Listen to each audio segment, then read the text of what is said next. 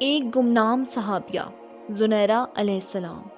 حضرت زنیرہ علیہ السلام کا تعلق روم سے تھا اور ابو جہل نے انہیں وہاں سے خرید لیا۔ ابو جہل نے حضرت زنیرہ علیہ السلام کو کام کاج کے لیے نہیں بلکہ ان کی خوبصورتی اور گورے رنگ کی وجہ سے خریدا تھا۔ چنانچہ حضرت زنیرہ علیہ السلام روم سے عرب میں آ گئیں۔ ابو جہل کے گھر میں آنے کے بعد اس کے گھر کے تمام کام کرنا، سامان کی حفاظت کرنا اور ساتھ ہی ساتھ اس کی جاہل بیویوں سے گالم گلوچ اور مار پیٹ جیسے ظلم کو سہنا ان کی زندگی کا معمول بن چکا تھا۔ دوستو، یہ کہانی ہے حضرت زنیرہ علیہ السلام کی کہ کس طرح وہ ایک غلام سے صحابیہ بنی۔ آپ سے گزارش ہے اس ویڈیو کو پورا دیکھیں تاکہ آپ کی معلومات میں اضافہ ہو، اور ہمارے چینل پر نئے ہیں تو چینل کو ضرور سبسکرائب کیجیے گا۔ دوستو، قبیلہ مخزوم کے متکبر اور سرکش سردار عمرو بن ہشام کے پاس بہت زیادہ مال تھا۔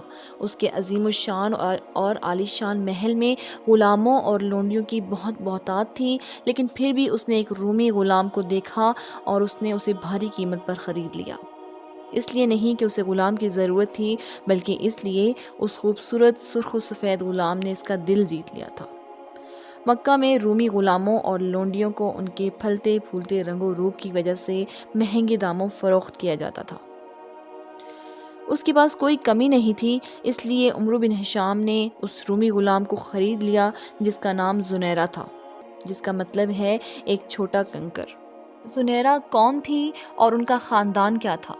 عمرو بن ہشام، جو ان باتوں سے کوئی دلچسپی نہیں رکھتا تھا، نہ ہی اسے شوق تھا ان چیزوں کے بارے میں جاننے کا، لیکن یہ سوالات ایسے تھے جو ان کے ہوش و حواس پر دستک دیتے تھے، لیکن وہ ان سوالوں کا جواب کسی سے نہیں مانگ سکتی تھی۔ ان کا کام فرمانبردار ہونا اور کام کی نوعیت کا تعین کرنا تھا۔ جیسے جیسے دن گزرتے گئے، زنیرہ کو اس غلامانہ زندگی کی عادت ہو گئی تھی۔ اب یہ سوال بھی انہیں وقتاً فوقتاً ہی آتا تھا۔ عمرو بن ہشام کا طرز عمل آقا اور غلام جیسا تھا۔ اونٹوں کی خاک اٹھانا، انہیں کھانا کھلانا، گھر کو صاف ستھرا رکھنا اور عمرو کے سامان کی حفاظت کرنا، اور ساتھ ہی ساتھ عمرو کی جاہل بیویوں کی بدزبانی اور مار پیٹ بھی ان کی زندگی کا حصہ تھی۔ خوف، شکوک و شبہات، ان کی زندگی اسی پنجرے میں گزر رہی تھی۔ ان کی زندگی کا سب سے اہم لمحہ شاید ان کی نیند تھی، لیکن اب انہیں اپنے خوابوں میں بھی خوف محسوس ہونے لگا تھا۔ ایک دن بڑا عجیب واقعہ ہوا۔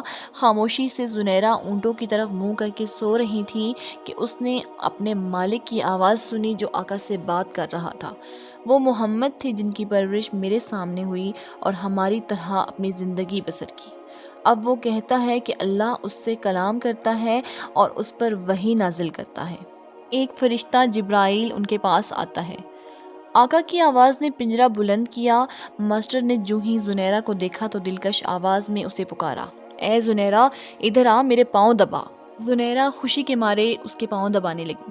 تھوڑی دیر بعد استاد کے کانوں میں ایک گھناؤنی آواز پڑی، آپ کیا کہہ رہے ہو؟ محمد نے یہ کب کہا؟ عمرو نے نیم نیند کی حالت میں کہا، آج محمد صلی اللہ علیہ وآلہ وسلم نے تمام مکہ والوں کو پہاڑ کے قریب بلایا تھا۔ میں نے پوچھا، اگر میں کہوں کہ پہاڑ کے پیچھے سے ایک لشکر تم پر حملہ کرنے کے لیے آ رہا ہے تو کیا تم یقین کرو گے؟ سب نے محمد صلی اللہ علیہ وآلہ وسلم کے ماضی کو دیکھتے ہوئے کہا، ہاں ہم یقین کریں گے، کیونکہ ہم نے آپ کو ہمیشہ سچا اور دیانتدار پایا ہے۔ پھر فرمایا، سنو، اللہ نے مجھے رسول بنا کر بھیجا ہے، اور اللہ نے مجھے بھیجا ہے کہ آپ کو بتانے کے لیے کہ اللہ ایک ہے، اللہ کے سوا عبادت نہ کرو، اللہ آپ کی ہر حاجت پوری کرے گا۔ عمرو نے اس بات کا مذاق اڑایا اور اس نے کہا کہ کیا آقا اور غلام کی عزت کبھی مٹ سکتی ہے؟ کیا معزز اور ذلیل قبائل برابر ہو سکتے ہیں؟ معلوم نہیں کہ محمد کیا کہہ رہے ہیں جو اس نے نہ سنی نہ دیکھی۔ معاملہ تو طے ہو گیا، لیکن یہ باتیں زنیرہ کی یاد میں رہ گئی۔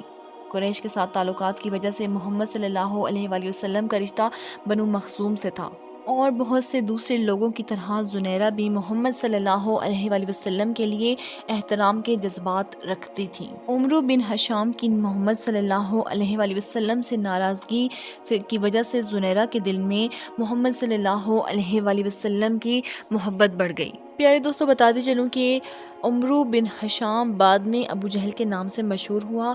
ابو جہل کی ایک بہت پرانی لونڈی جس کا نام سمیہ تھا، وہ زنیرہ سے محمد صلی اللہ علیہ وآلہ وسلم کے بارے میں باتیں کرنے لگی، کیونکہ سمیہ اپنے شوہر اور 2 بیٹوں کے ساتھ پہلے ہی اسلام قبول کر چکی تھی، اور زنیرہ کو یہ ہدایت کی کہ وہ یہ بات کسی کو نہ بتائے۔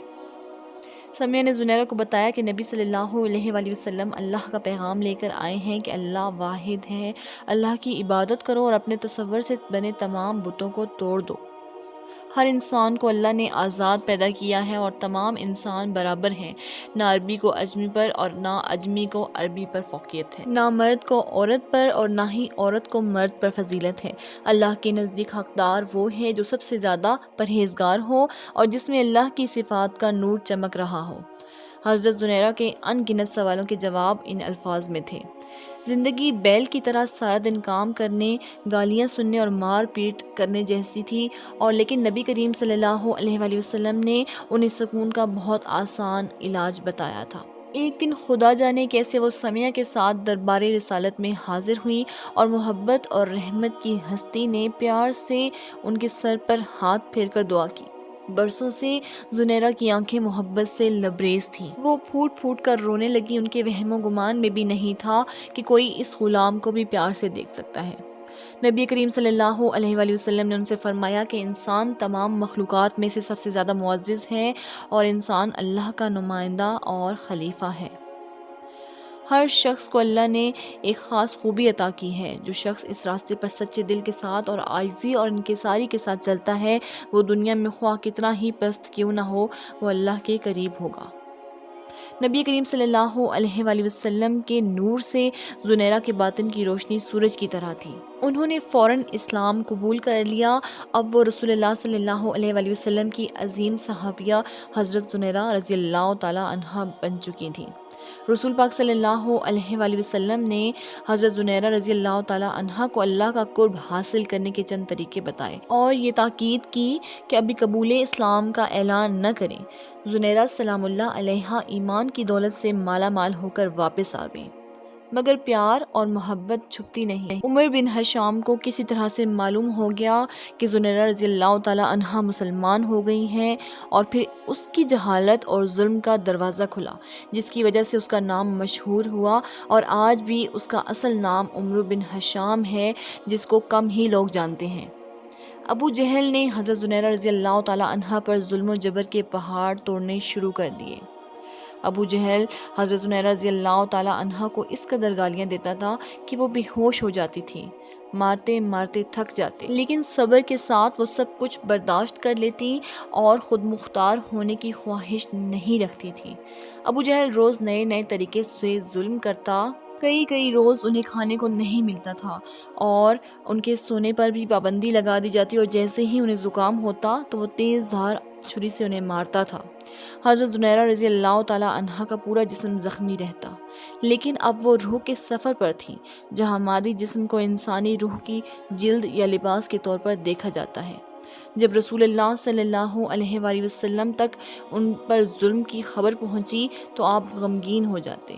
ایک مرتبہ نبی کریم صلی اللہ علیہ وآلہ وسلم نے حضرت ابو بکر صدیق رضی اللہ تعالیٰ عنہ کو ابو جہل کے پاس بھیجا تاکہ وہ حضرت زنیرہ کو خرید کر آزاد کر سکے، لیکن وہ بہت ضدی شخص تھا تو اس نے ایسا کرنے سے انکار کر دیا۔ ابو جہل کا ظلم اور جبر یہاں تک پہنچ گیا کہ حضرت زنیرہ رضی اللہ تعالیٰ عنہا کی بینائی چلی گئی اور وہ اندھی ہو گئی۔ یہ دیکھ کر ابو جہل نے بڑے طنزیہ انداز میں کہا: دیکھو، تم کو نظر بد نے اندھا کر دیا ہے۔ یہ واقعہ اتنا مشہور ہوا کہ بت پرستوں نے حضرت زنیرہ رضی اللہ تعالیٰ عنہا کی مثال دے کر مسلمانوں کے خلاف باتیں کرنے شروع کر دیں۔ ایک دن چند بت پرستوں نے حضرت زنیرہ رضی اللہ تعالیٰ عنہا کے سامنے یہ بات کہی، اور حضرت زنیرہ رضی اللہ تعالیٰ عنہا نے نہایت درد کے ساتھ فرمایا کہ اللہ کی قسم، بت لکڑی اور پتھر کے ہوتے ہیں، کون جانتا ہے کہ کون ان کی عبادت کر رہا ہے اور کون نہیں۔ اگر میرا بت ٹوٹ گیا ہے تو اللہ کی طرف سے یہ میرے لیے ایک امتحان ہے، اگر وہ چاہے تو میرا بت مجھے واپس کر سکتا ہے۔ یہ سن کر تمام بت پرست کہنے لگے اور بڑے مزاحیہ انداز میں طنز کرنے لگے۔ سب کو حضرت زنیرہ رضی اللہ تعالیٰ عنہا کے بارے میں بتایا۔ سارا دن یہ واقعہ ذکر کرتے رہے اور ان کا مذاق اڑاتے رہے۔ دوسرے دن حضرت زنیرہ رضی اللہ تعالی عنہا سونے کے بعد بیدار ہوئیں تو ان کی بینائی معمول پر آ گئی تھی اور ان کی بینائی پہلے سے بہت بہتر تھی اور ان کی مکہ میں واپسی کی خبر جنگل کی آگ کی طرح پھیل گئی۔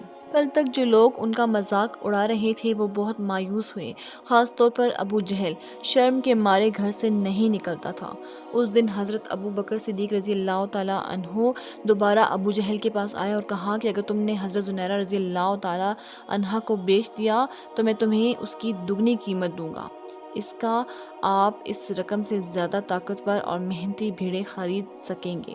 ابو جہل حضرت زنیرہ رضی اللہ تعالی عنہا کو مزید اپنے ساتھ نہیں رکھنا چاہتا تھا، جیسا کہ اسے اپنی باتوں کی وجہ سے صبح سویرے اٹھنا پڑا، چنانچہ اس نے حضرت زنیرہ رضی اللہ تعالی عنہا کو حضرت ابو بکر صدیق رضی اللہ تعالی عنہ کو بیچ دیا اور حضرت ابو بکر صدیق رضی اللہ تعالی عنہ نے انہیں آزاد کر دیا۔